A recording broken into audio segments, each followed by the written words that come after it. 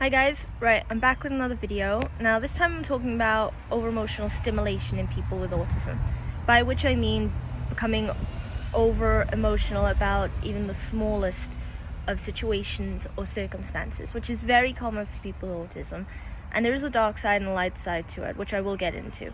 But before I properly get into the subject, I just want to make a mention if you like the content, then please follow me on TikTok, subscribe to my channel on YouTube, leave a like, comment, questions, so on. Said it before, give it a go. Right, let's get into it. So, over emotional stimulation, in my case, would be times when I feel like incredibly stressed or anxious, and I may become very visibly emotional. I may start crying. I won't be able to stop myself. I may become agitated as well. Of course, like every other part of autism and such, there is methods for controlling or regulating your behavior when you become over emotional, but it's not always so easy. In fact, most of the time it's bloody difficult, but possible. Now, when you become over emotional with autism, it doesn't just mean you only get emotional when you're upset or when you're stressed or anxious or depressed or anything like that. It can also happen when you're just really overjoyed, really happy, really joyful or enthusiastic about something. Just as a sort of one versus the other situation. In my case, if I feel like the people around me are really sad, I'll tend to take in that atmosphere. And just by that, I may get emotional, I may get teary and start crying, and then cause some concern for the people around me who are like, wait, whoa, what's happened? Why are you upset? And it'll be hard for me to explain to them. And nothing particular has happened, I just feel that way right now because of the atmosphere, that's all.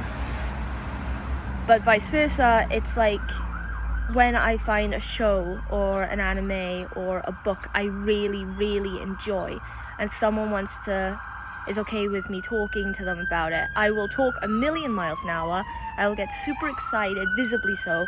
There have been times I've even been bouncing on my feet and I don't notice it, and it's like when my brothers will go, "Jess, whoa, you are literally jumping, you're that happy." And I'm like, oh, am I? Oh, so I am. So,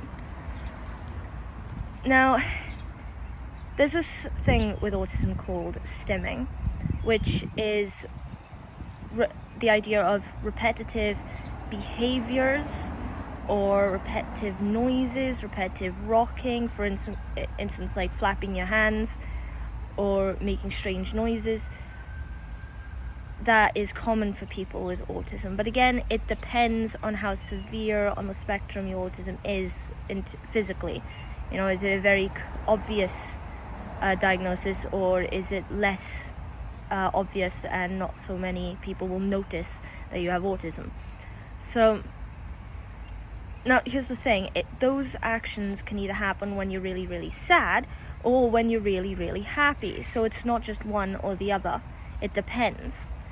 And the idea of these hand motions or rocking or, like I said, making strange noises, just to name a few, is they're essentially a way of that person regulating their emotions, because if you have autism, it's hard to express your emotions verbally, so instead you might act them out physically, which can always be very clear to the people who are with you, or to your friends or your family. They might not understand what it is you're doing or how you're feeling, but it's the best option. It's kind of like a subconscious physical reaction to trying to regulate those emotions so you stay in control. So I have a cousin who has quite a severe form of autism, and he's quite young, and he tends to have these kinds of physical behaviors. But like I said, you can sometimes tell when he's doing them because he's really happy or when he's really sad. Now, there's nothing wrong with becoming over emotional. It's just, if you're someone who has autism, then like myself, there have been times when I've become emotional to the point it's kind of overblowing the situation. So say something simple like I don't know, once I got a parking ticket, right? I was only just about late to get to my car, and the ticket was there. I even saw the guy walking away. And because I'd gotten a parking ticket, and I was afraid that my parents would be upset because I hadn't had a parking ticket before, and I was worried about money, I started to become incredibly emotional, like panic-stricken, borderline breakdown over a parking ticket.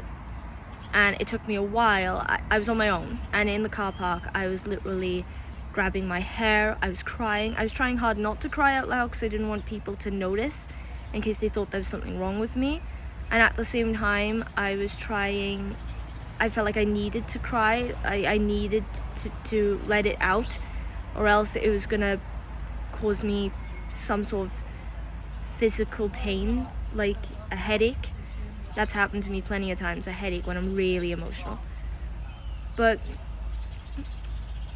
And in the end, it took me a while for my brain to rationally point me in the direction of, hey, hang on, calm down, just call your mother. So I called my mother and I explained the situation to her. She could hear how panicked I was, and she understood why. So it took her a minute then just to reassure me, it's fine, don't worry, there's no issue here, there really isn't. So, and then eventually I was able to calm down enough that I could get back in the car and I could drive away. But that's what I mean. It gets blown out of proportion. Like my youngest brother, he has a tendency to get really emotional when he's told off. And when I say told off, I mean like something small, like say if he trips over a cable that's plugged in because he didn't look where he was going, right? And then someone turns around and goes, hang on, Jake, watch where you're going, right? You don't want to rip it out of the wall. Something simple, not really a row, not even being told off, just being warned so then he's aware next time.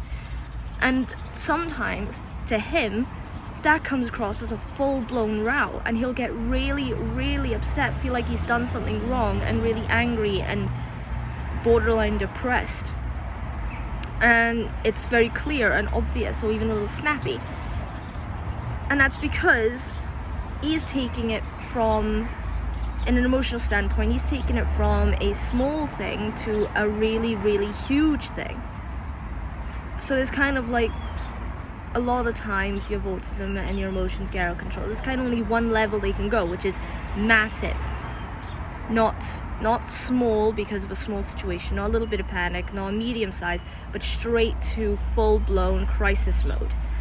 Now, like I said, there are loads of ways of controlling your emotions. Lots of them you can pick up if you go to, if you're someone with autism who attends regular appointments, you can get pointers for that from doctors and therapists and all sorts. But like everything else, it depends on you as an individual. So in my case, most of the time I regulate my emotions using music, or I've kind of developed this mental step-by-step process where I will begin to feel like I'm about to enter that crisis mode, and then consciously I have to stop myself and go, whoa, hang on, address the situation, analyze it for a second, spend a couple minutes doing that, and then slowly but surely it's kind of like my own mind is settling and telling myself, whoa, it's okay. It's like literally thinking about the pros and cons of the situation is what you have to do. So yeah, and there are times where it can get misunderstood, something's really wrong, and there isn't anything particularly wrong. It's also why it's really hard to talk about your emotions to people that you want to talk to, like your parents, siblings, friends, or grandparents, because in my case, I don't want them to feel upset, and I'm a little bit cautious because I know I'm going to get emotional the second I start talking. So yeah, I mean, it's like most of it's a double-edged sword. There are positives, lots of positives, but there are negatives. But the positive thing about those negatives is that there are methods for them. So yeah, I mean, again, it's dependent on the individual. That's the main thing here. It's a spectrum, from like 1 to 10 or 1 to 100. It really depends on where you're at, physically, mentally, emotionally. So, and like I said, if you're a parent perhaps with a child who has autism, who gets over emotional or has repetitive behaviors like stimming, then don't panic, you know. A lot of the time it's just them trying to manage their emotions so then they can convey them. It's a step-by-step process. It's not you take one route and then the other route. You have to take literally one step forward and then another step and another step for you to get to the point that you want to get to. So basically just be patient with them. And if you're someone who perhaps has been diagnosed recently and you don't understand why it is you've always been emotional, then that's why. You know, there's nothing wrong with you. Emotions are a powerful thing, all right? So, and everybody struggles with them from time to time, so don't worry about it. But yeah, so I just thought that'd be a nice thing to keep in mind if you are someone who knows someone, or if you have autism yourself. And I think that's a good place to end the video right here. So I've done a lot on autism right now. I'm still not sure when I really want to get into ADHD, but I think the next episode I'm going to discuss my experience getting diagnosed, by which I mean I'm going to make a start in the videos that will be a kind of my life building up to this point, the best I can remember it. Just because I think then it might help people who have been diagnosed at a later age, or again people who have children with autism. You can kind of see how the process, hopefully you'll be able to get some encouragement by seeing the process that I took growing up, which had its ups and its downs. So yeah, and I hope you're interested in that. So, you know, if you are, follow, and I'll put that video up soon enough. Anyway, I think I'll leave it there. Have a nice day, and I hope to see you soon. Bye.